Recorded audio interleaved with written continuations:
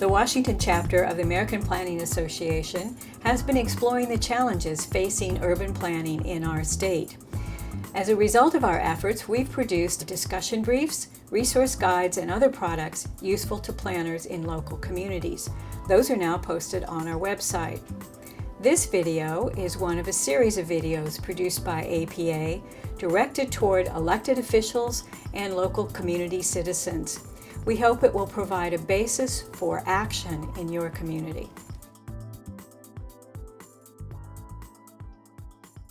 Local leaders want to attract and retain residents, family wage employers, and visitors to sustain their communities.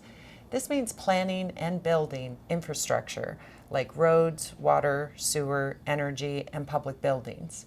Public infrastructure are big investments, and the financial realities of local jurisdictions means we need to look for near-term benefits as well as the lasting impacts. These investments are an incredible opportunity to support community prosperity and social equity in your region through the use of community workforce agreements. The community workforce agreement is an agreement between the owner and the trade unions to supply labor and community inclusion on infrastructure projects.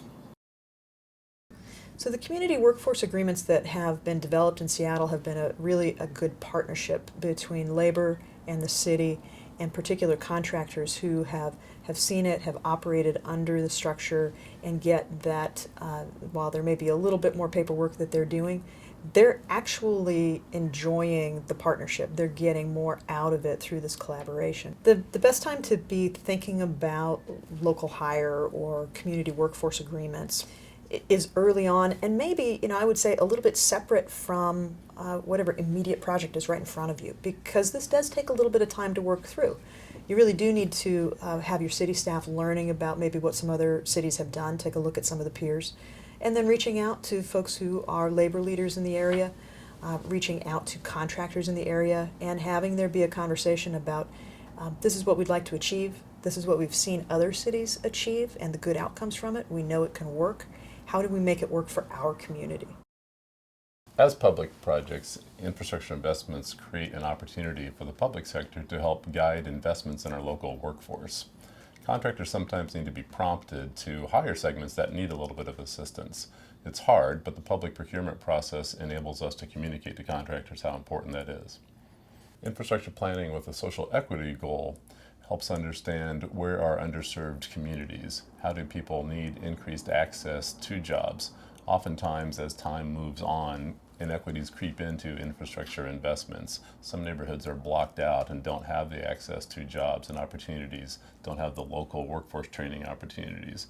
By understanding how infrastructure investments can improve access, that can do a lot to level the playing field.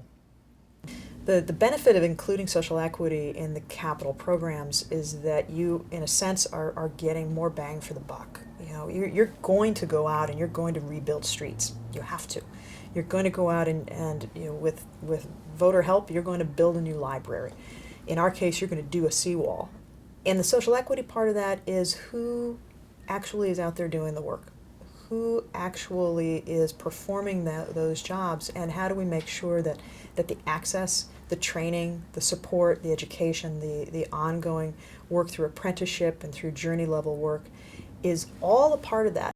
Some of the things that we can do that small cities may not be able to do are offer access to hundreds of millions of dollars of training facilities, and also offer new people that may not have a choice or a chance to get into an apprenticeship program an opportunity to enter into a trade where they can be making wage and benefits within the first 6 months of employment.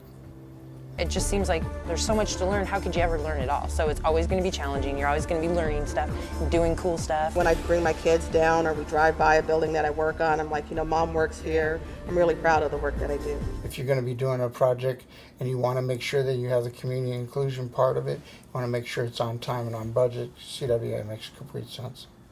As a council member, I can say, well, I'm just approving the capital budget. Other people are going to take care of the details. But if I really want to be true to what I'm talking about in terms of having my whole city enjoy prosperity, I got to think about how that work is going to get done. And there is some interest and you have to figure out, are there some principles I want to put in place in order to have social equity be a great outcome from this work. Public infrastructure is paid for by your community, and community workforce agreements help put those investments back to work in your local economy right away.